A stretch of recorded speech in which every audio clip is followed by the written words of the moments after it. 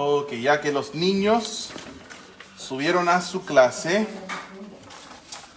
nosotros podemos seguir con nuestra enseñanza.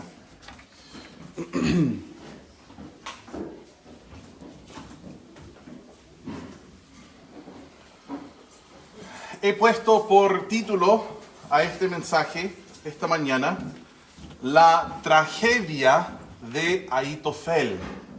La tragedia de Ahitofel. Y es un mensaje que yo prediqué algo parecido en 2016. Tomé los apuntes y estudié otras 4 horas, las modifiqué, las remodelé y vamos a escuchar otra vez sobre este hombre, Ahitofel. Por la mayoría vamos a estar en 2 de Samuel el día de hoy. Estoy chocando con la guitarra acá.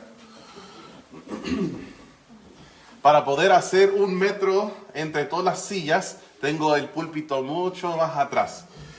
Bueno, originalmente Ahitofel fue el consejero del rey David. En todo lo que David hacía, Ahitofel le aconsejaba, ¿ya?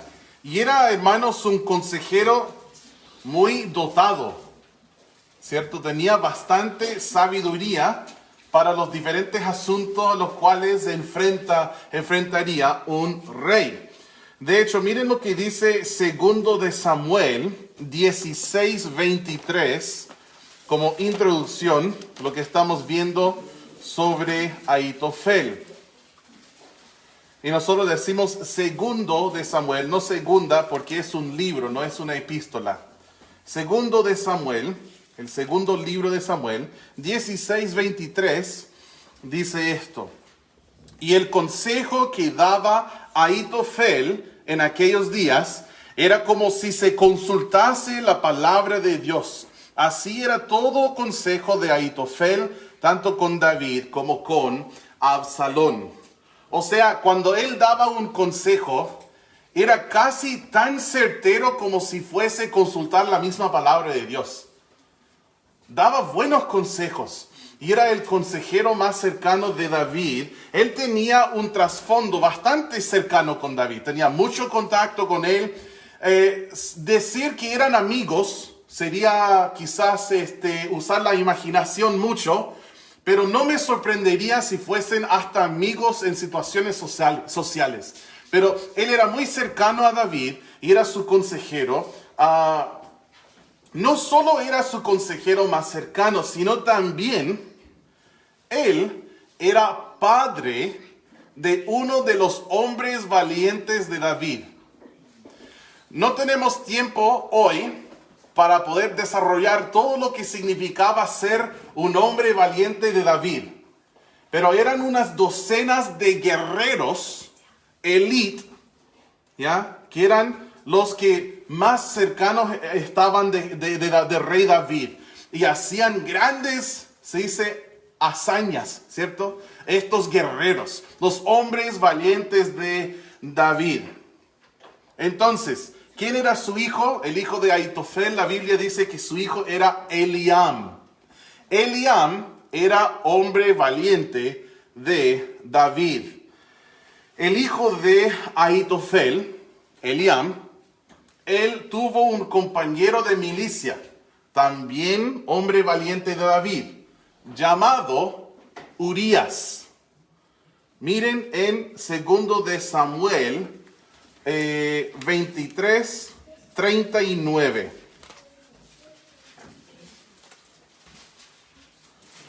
2 de Samuel 23:39 dice: Urías Eteo, 37 por todos. Esa es una de las listas de los hombres valientes de David, ¿ya? Y uno de ellos fue Urías. También vemos en el versículo 34, Elifelet, hijo de Asbai, hijo de Maaca, y miren, Eliam, hijo de ¿quién? Ahitofel, Gilonita. Entonces, ¿quién se acuerda de quién era Urías? ¿Alguien se acuerda quién era Urías? El esposo de Betsabé. Era el esposo de Betsabé. ¿Ya? Betsabé, nosotros conocemos la historia.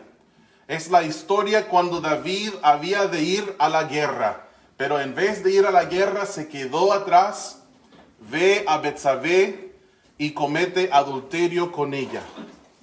¿Ya? Quiero que ustedes vean algo. Hasta ahora hemos hablado de... No te pierdas, porque hay muchos nombres raros en esta historia. Hemos tenido a Ahitofel, ¿cierto? Consejero de David. También hemos visto a Uriam, hijo de Ahitofel, hombre valiente de David. También hemos visto a Urías, que era compañero de Uriam y que era hombre valiente de David, esposo de Betsabé. Ahora, ¿qué más podemos saber de Betsabé? Ahí van a ver la telaraña. En 2 de Samuel, capítulo 11, por favor, mira quién fue Betsabé. A veces nosotros cuando hacemos una lectura superficial de las Escrituras, que está bien, yo también leo así, pero después es bueno escudriñar, ir más allá, estudiar y ir descubriendo diferentes cosas que uno no vería a primera vista. ¿Ya? 2 de Samuel, capítulo 11, versículo 3. Envió David a preguntar por aquella mujer y le dijeron, aquella es Betsabé, hija de ¿quién? Lo cual significa que era nieta de ¿quién? Esperen, lo voy a explicar. Mujer de Urías Eteo.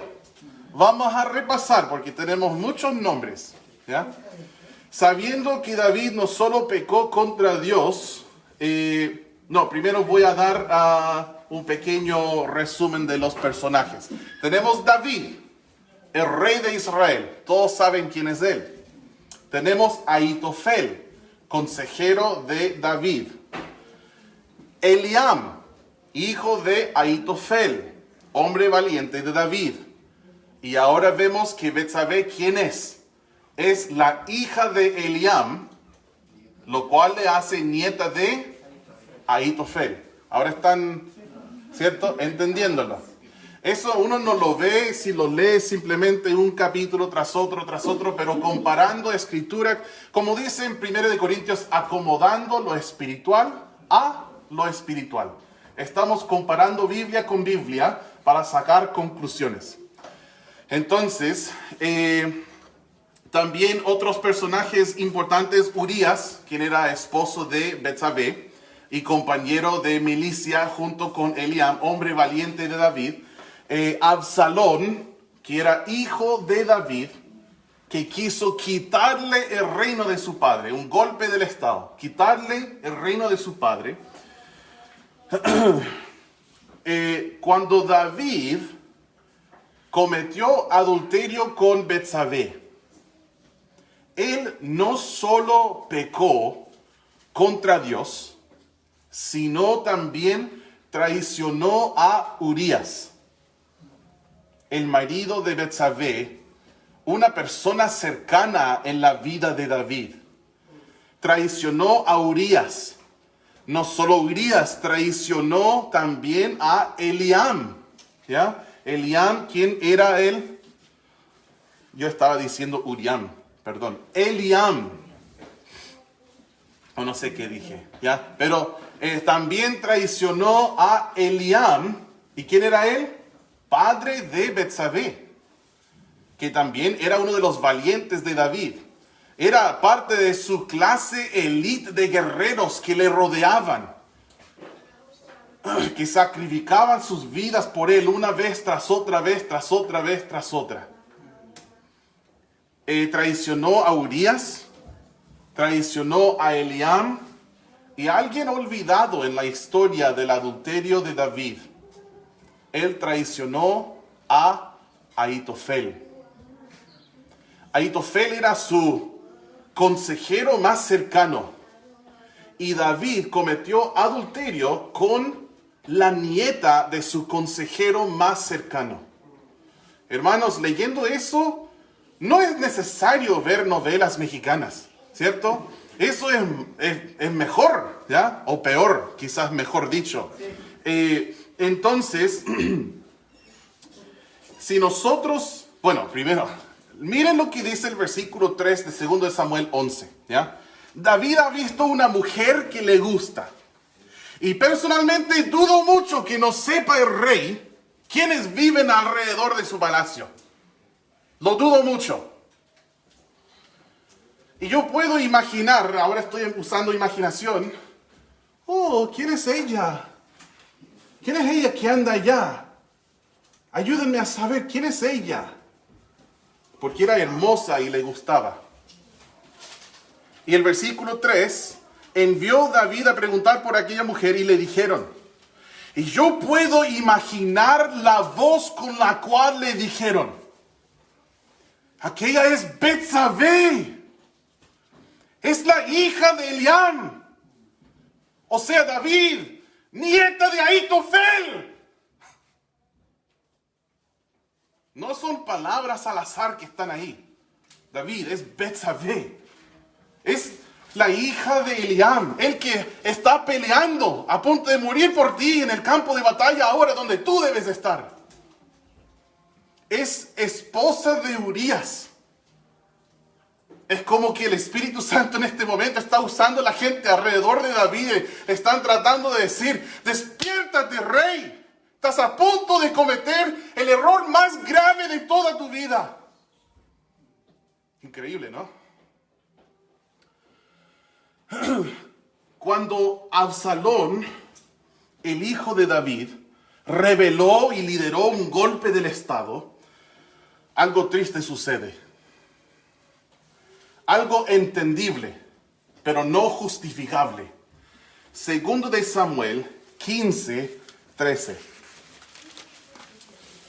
Segundo de Samuel 15, 13 dice, y mientras Absalón, ¿quién era él? Hijo de David, que trató de robarle el reino, dice, y mientras Absalón ofrecía los sacrificios, llamó a Ahitofel Gilonita, abuelo de Betsabé, papá de Eliam, consejero de David, de su ciudad de Gilo, o Gilo, no sé cómo decirlo. Y la conspiración se hizo poderosa y aumentaba el pueblo que seguía a Absalón.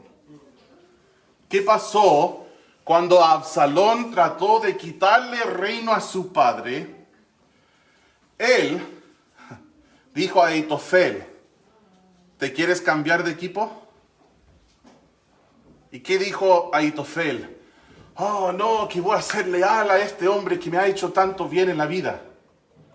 No, dijo, por supuesto, voy contigo. Quitemos a este hombre malvado. No sé qué dijo, pero me imagino cosas parecidas de David. Ahitofel no solo traicionó a David cambiando de banda, sino también, hermanos, trató de vengarse. Ojo con la venganza. Segundo de Samuel 16. Segundo de Samuel 16, versículo 20. Entonces dijo Absalón a Ahitofel, dad vuestro consejo sobre lo que debemos hacer. Y Ahitofel dijo a Absalón, llégate a las concubinas de tu padre, y él dejó para guardar la casa.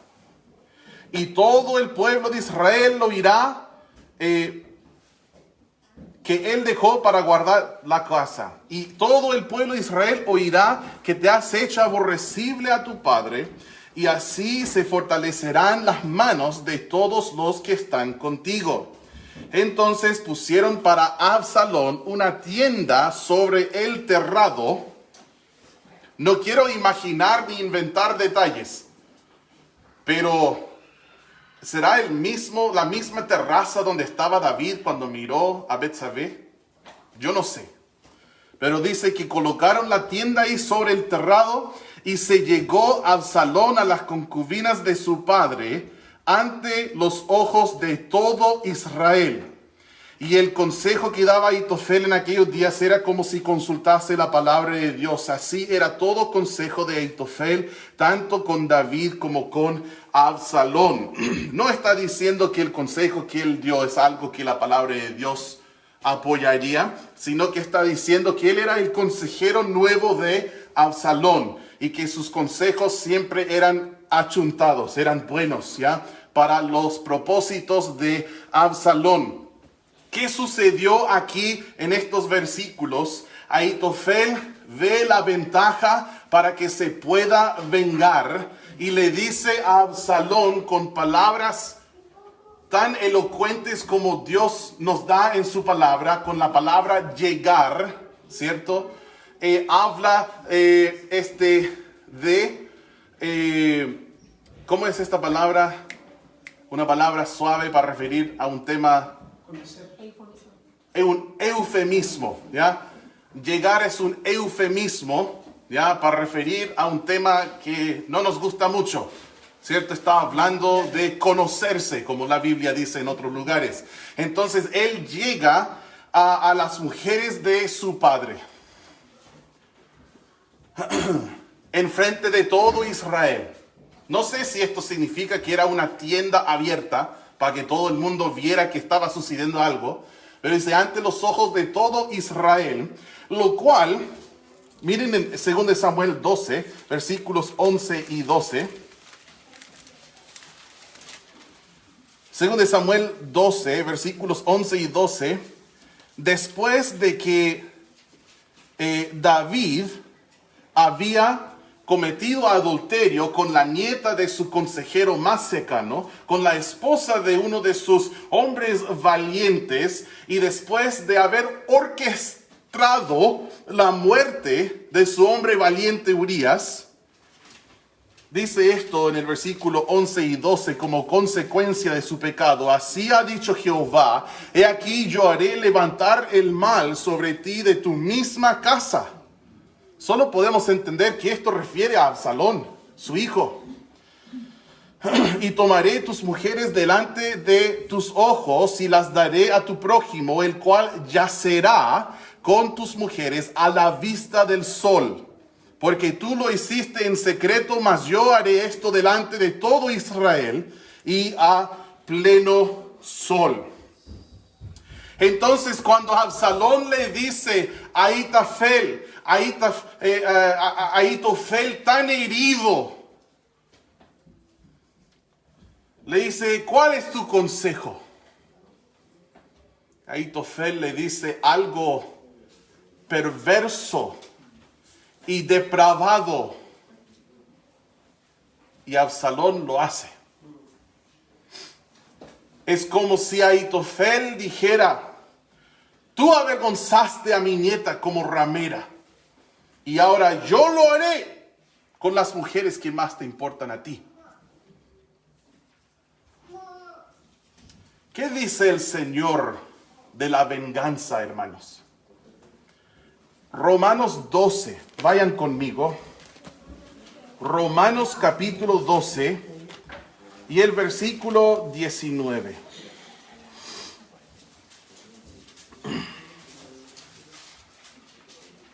El versículo 19 de Romanos 12 dice: no os venguéis vosotros mismos, amados míos, sino dejad lugar a la ira de Dios, porque escrito está: mía es la venganza, yo pagaré, dice el Señor.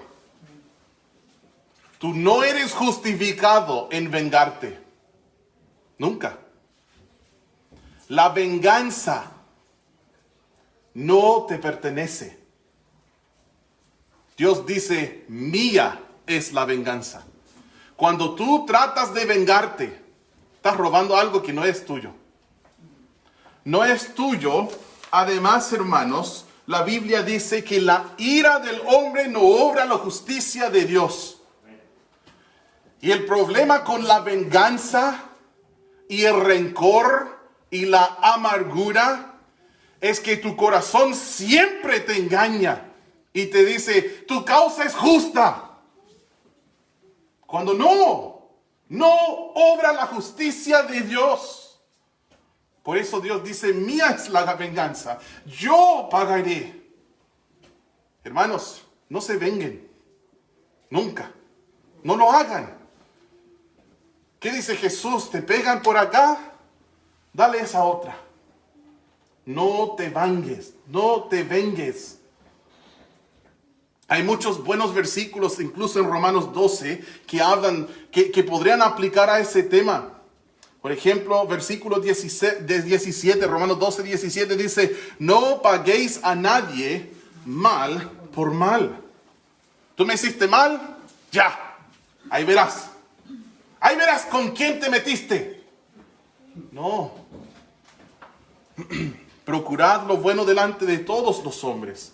Miren el versículo 21 y el versículo 20. Así que si tu enemigo tuviere hambre, dale de comer. Si tuviere sed, dale de beber.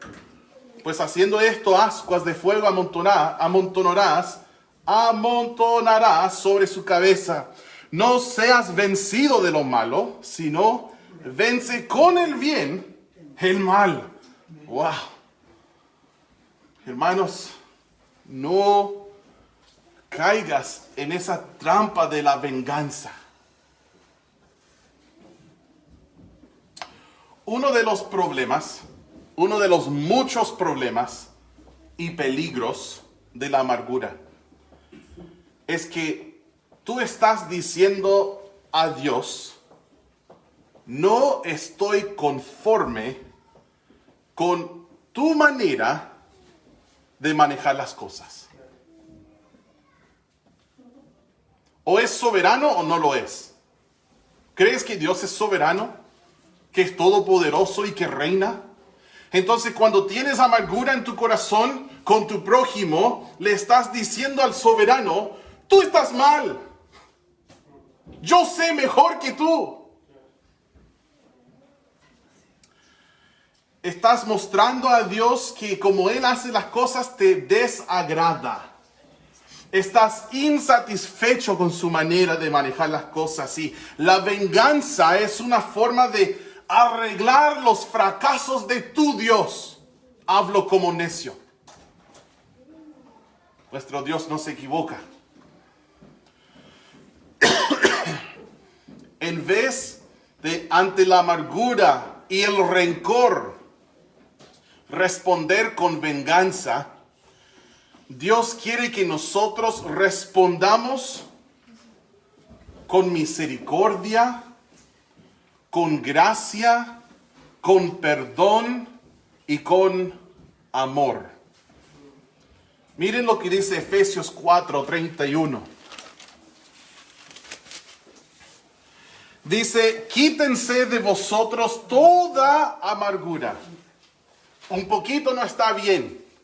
Sí, pero solo un poquito de amargura. No. Quítense de vosotros toda amargura, enojo, ira, gritería, maledicencia y toda malicia. Y cuando el Señor nos dice que nos despojemos de algo, por ejemplo, como el rencor, la venganza, el enojo, la ira, la amargura, también nos dice que nos vistamos de otra cosa. Y la vestimenta está en el siguiente versículo. Antes, sed benignos unos con otros, misericordiosos. No venganza, no rencor, no amargura, misericordia.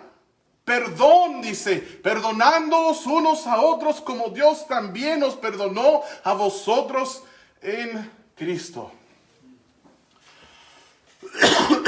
No importa qué tan justa sea tu causa. Porque hay gente que nos ofende. Hay gente que hace ofensas pequeñas, pero también hay gente que hace ofensas como no te imaginas. A veces cuando uno es vulnerable, la gente que más nos debe cuidar y proteger, nos ofenden. Y sabes que cuando hay un crimen, cuando hay un tema de abuso, un tema de violación, algún crimen que va en contra de una persona, eso se tiene que denunciar. Si yo lo sepa, denuncio. Directo a la PDI, detectives de carabineros, es lo primero que voy a hacer. Y tú también debes hacerlo. Si en algún momento tú sufres una injusticia así, no tienes que decir, bueno, pero Dios quiere que le perdone, así que no voy a decir nada. Es cierto que hay que perdonar, pero primero denuncia. Y luego, cuando esté en la cárcel, perdona. Quítate del peligro en el cual te encuentras, ¿me entiendes? Hay que proteger a los vulnerables. A veces en las iglesias es un refugio para hombres depravados. En esta iglesia no. En las iglesias bíblicas no. No protegemos a criminales. No, la Biblia no enseña esto. No levantamos la alfombra y tratamos de correr las cosas debajo de la... No pasó nada. Para no dañar el testimonio de la iglesia o del pastor. No, directo a las autoridades. Ahí puedes decir amén. Amén. Así es en nuestra iglesia, hermanos. Y así va a ser, así tiene que ser. Pero después, una víctima tiene que aprender a soltar las cuerdas. Tiene que aprender a soltar la amargura. Porque la amargura y el rencor te van a destruir. Yo no digo que tienes que dejar a esta persona entrar a tu vida otra vez. No estoy diciendo eso. Pero tienes que dejar la amargura y el rencor. Cualquiera que sea la ofensa. Porque solo te va a hacer daño a ti. La otra persona ya se fue. Tu rencor, tu amargura no le afecta. Solo te afecta a ti. Y por eso Dios nos dice, perdón. Aunque parezca justa tu causa. Perdón, voy a cambiar mi selección de palabras. Aunque sea justa tu causa. Aunque sea justa tu causa. O que pareciera justificable tu amargura. Sigue siendo pecado. La amargura es pecado.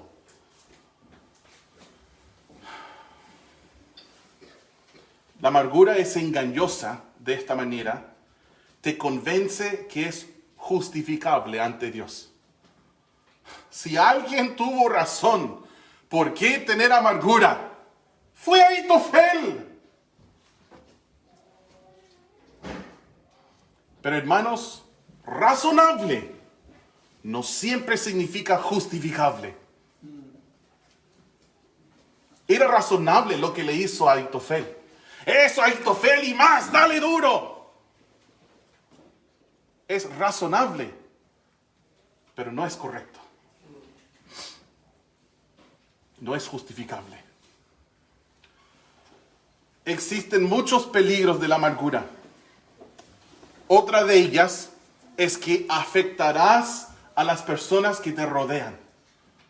Tus hijos, tu cónyuge, tu iglesia. Iglesias se pueden destruir por un miembro amargado. Hebreos 12:15.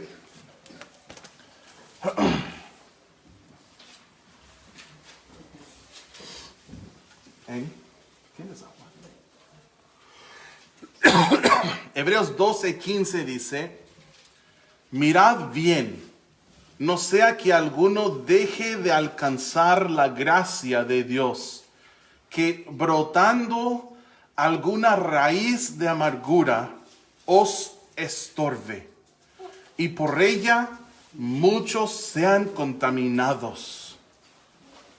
Yo recuerdo muchas veces en mi niñez queriendo ir a la playa, porque me crié ser bien cerquita del mar.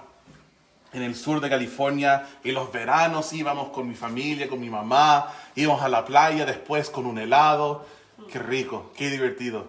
Pero a veces le decía a mi mamá, mamá, vamos. Y ella decía, no, hijo, porque hubo decía, no sé, un derrame de petróleo, o hubo esa otra cosa o esta otra cosa, y por eso hay contaminación. Se contaminó todo y no sé, no es apto para bañarse ahora.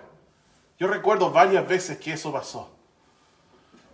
¿Y qué pasa? La contaminación empieza en un punto, pero no hace acepción de personas. Empieza a contaminar a todos que le rodean, ¿cierto? Como han sido las enfermedades. Las enfermedades, uno está quizás joven, sano, fuerte, come bien, hace ejercicio, pero no es inmune de una enfermedad. ¿Saben lo que es un Ironman? Es como una tremenda carrera. Hermano Jorge, explíquelo porque no sé las palabras. Es como un triatlón que tiene que andar nadar, correr, bicicleta. Y es para locos. Yo conocí a un hermano en California que tenía como 40 años. En excelente estado físico, comía muy estricto con su dieta. Y este hermano hacía Ironman, muchos, cada año. Y hermanos, le dio un cáncer al hermano. El cáncer no hace acepción de personas. Y la infección que resulta gracias a la amargura, tampoco. Contamina a todos. A veces uno escucha a un niño y le escucha decir cosas. Y en su corazón piensa, ¿cómo pasó esto con un niño? ¿Cómo es posible tanta amargura y enojo, ira? Y se da cuenta, quizás mamá o papá o su mejor amigo, alguien le contagió. No nos sorprenda, hermanos, si vamos a la casa después del culto y lo único que hacemos es pelar a los hermanos y al pastor y la prédica y la iglesia. ¿Y por qué no hacen esto, mi amor? ¿Y por qué no? ¿Y por qué así? ¿Por qué asá? Y después nuestros hijos terminan odiando la iglesia. No sé qué pasó, a los 18 se fueron. Tengan cuidado, hermanos, con la amargura, el rencor. Esas cosas contaminan. Son contagiosas, ¿me entienden? Si tú tienes amargura en tu corazón, te sentirás lejos de Dios. No tendrás gozo, sentirás odio, enojo e ira. Estas cosas hasta te pueden dar problemas de salud. La amargura resulta en la depresión. La amargura puede ser como una herida, como una llaga emocional, como una herida como de estas que son ulcerosas, una herida supurosa que expande y empieza a consumir. ¿Han escuchado de la palabra necrosis? Es cuando un poco de material orgánico muere. Y a veces cuando el cuerpo humano empieza a morir quizá un dedo, después esa muerte va creciendo y la mano puede morir y después el brazo. Y la amargura funciona así, como que empieza como una pequeña raíz que brota en ti y te destruye desde adentro hacia afuera. Cuando Absalón, hijo de David, lideró un golpe, David tuvo que arrancar de Jerusalén. Se fue corriendo, cruzó el Jordán. Y el consejero más cercano de David, Ahitofel, le traicionó. Dijo, ahora seré de Absalón. Y empezó a aconsejarlo, ¿cierto? Después nosotros vemos lo que pasa con las concubinas de David, las cuales él jamás debía haber tenido. Un hombre con una mujer hasta la muerte. Eso es para todos. ¿Ya? Los reyes también. En este entonces, David ya arrancado, Absalón está en Jerusalén. David ora a Dios y le pide que frustre el consejo de Ahitofel. Ángel del cielo, gracias. Tantos meses predicando ahí mismo sentado enfrente de una transmisión y hablando suavecito, calladito. Después en el púlpito uno olvida que la voz no está acostumbrada a emocionarse.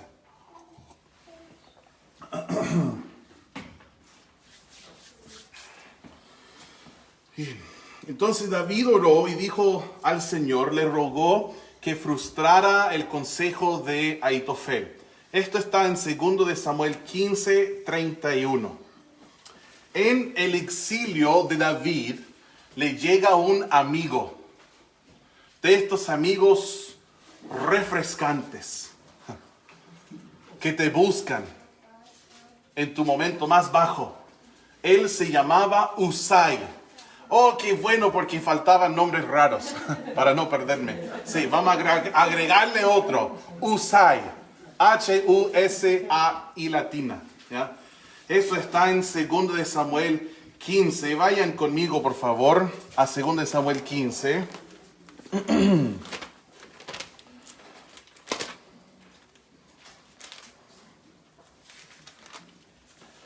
Y el versículo 31 es donde David ora. Dice, y dieron aviso a David diciendo, Ahitofel está entre los que conspiraron con Absalón. Entonces dijo David, entorpece ahora, oh Jehová, el consejo de Ahitofel. Después le llega su amigo, en uno de los momentos más bajos. No olvidemos, entre todo lo que hizo David, todos sus errores, todavía era un hombre conforme al corazón de Dios. En nuestro mejor día de toda la vida, somos hombres. Eso no justifica el pecado, pero sí podemos entender que David fue un hombre más. ¿Cometió grandes errores? Sí. Tanto que Dios dijo en la genealogía de Jesús, voy a recordar a todo el mundo que tú adulteraste con Urías.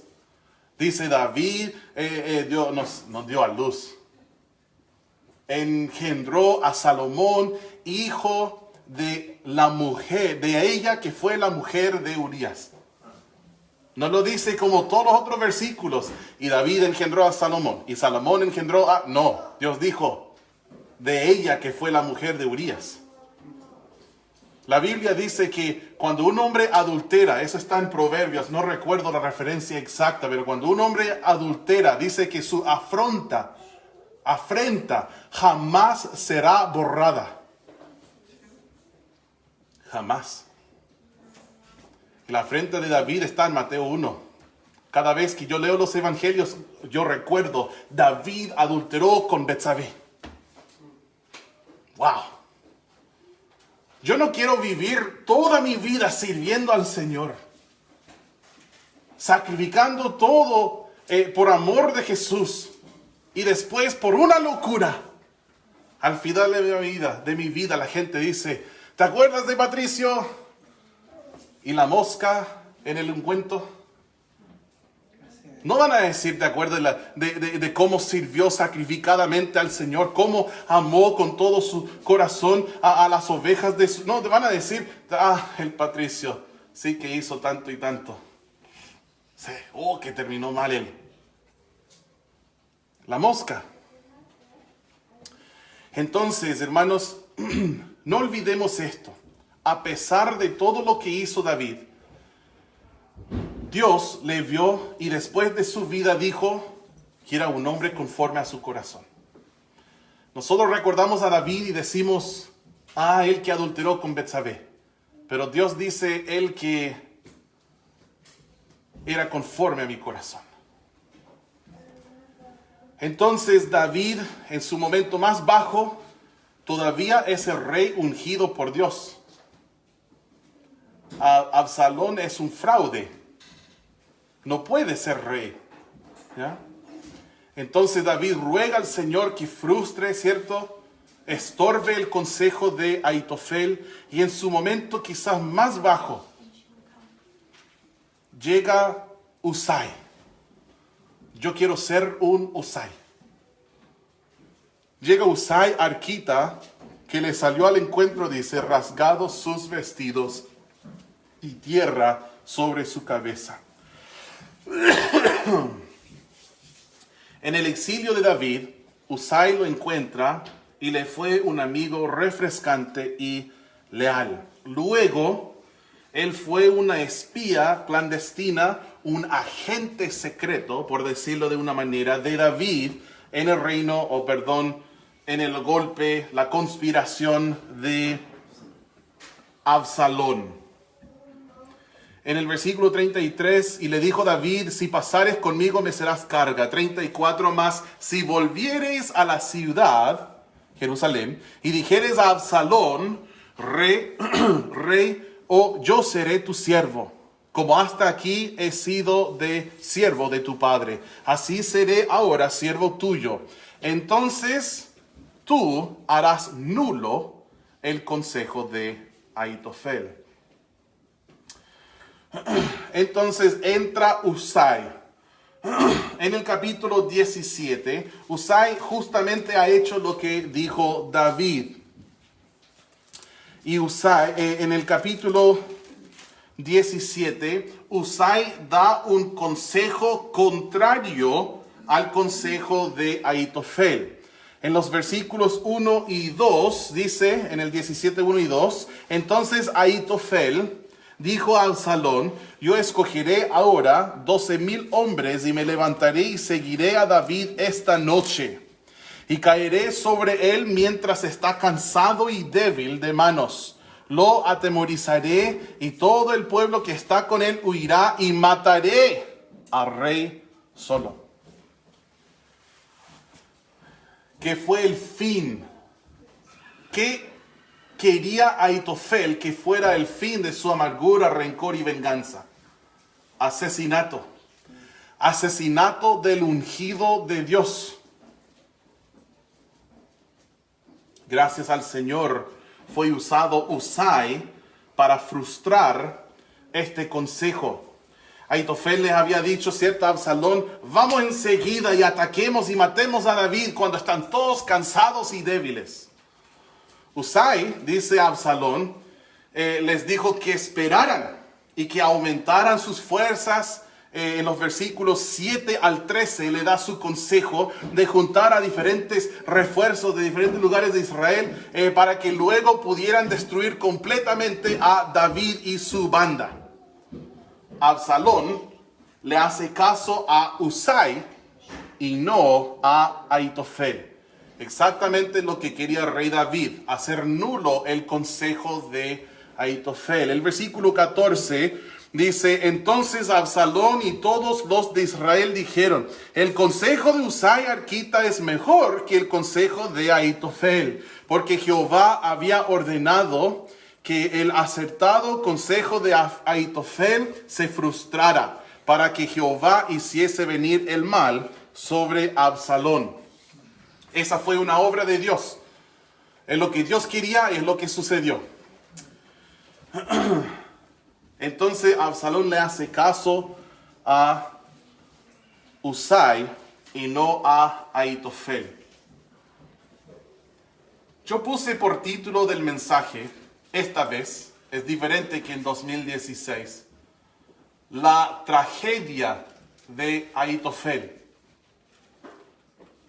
Porque yo siento que antes de el tema con Betsabé y David, todo estaba bien. ¿Cómo es la palabra? Chocho, padre chocho, un padre feliz, ¿cierto? Orgulloso. Era padre chocho. Su hijo era uno de los hombres valientes, los top de Israel en cuanto a guerreros.